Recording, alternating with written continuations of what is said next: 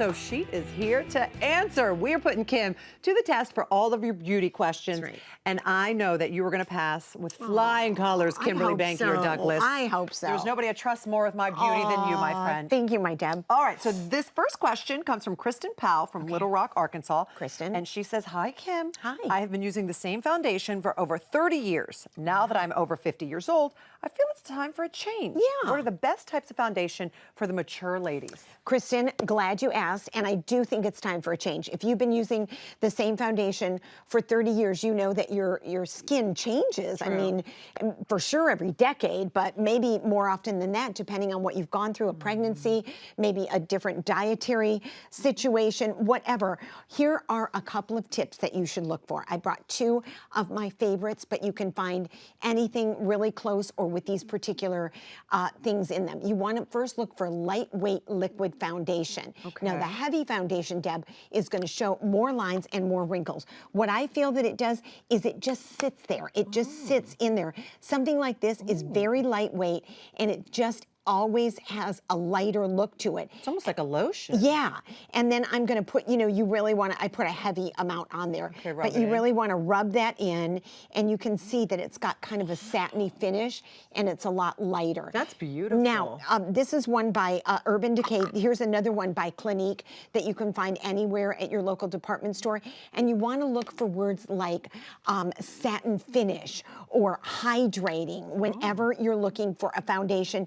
And I believe you're over the age of 35. Isn't that nice, Deb? That is lovely. So this one is very hydrating, and it really is going to help plump up the skin. Really? I put a lot on there just to show you the coverage. You've got a lot of coverage there, kind of an extra lot of coverage. There you go. Yeah, you might Comes not off pretty quickly. Yeah, you might not want to put that much on, but oh look when I wipe that off, doesn't that look delicious and That's wonderful? really beautiful, Look at how Kym. shiny the skin looks. Now you want to avoid powder foundations, and I have to tell you something, Deb.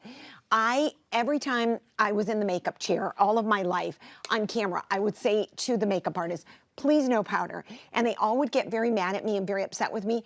But I truly believe that after 35, you just don't need powder unless you're out running an Olympic trial. I don't even think you need it then. I mean, the truth is, I think it looks better when you're dewy. It does. And sometimes you look a little bit wet, but it looks fresher big somehow. deal. You've got that glow. So ladies, if you're over 40, take it from me. Go with the glow. Don't go with that matte, heavy, no.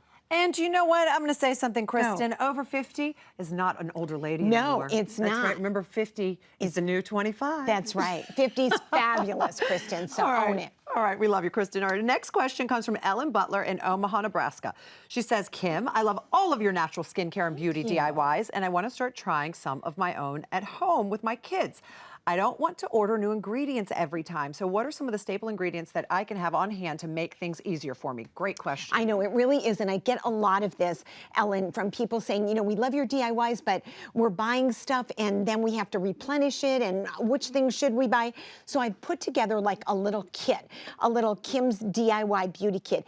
And these are the essentials that you would need to make almost anything that I talk about. So the first thing is you want to have some essential oils. And these are the ones I picked that we use the most, Debbie. So you want to do the lavender, you want to do eucalyptus, and then a little bit of rosemary. Lavender and eucalyptus is great for calming, relieving anxiety and stress. And then rosemary, as you well know, again, I'm going to just be honest with you guys, most of this is not my hair still. This is a lot of pieces and tape-ins, but I am using a lot of rosemary to get my hair growth back. I was so intrigued when you told me that rosemary was making your hair grow back. That's phenomenal. So you want to put these essential oils into your very own kit and keep those. Then, Deb, what you want to have is a little bit of witch hazel, because this is a great astringent in all the different products and DIYs that I tell you to have. Okay. Then you want to have your carrier oil. So I like almond oil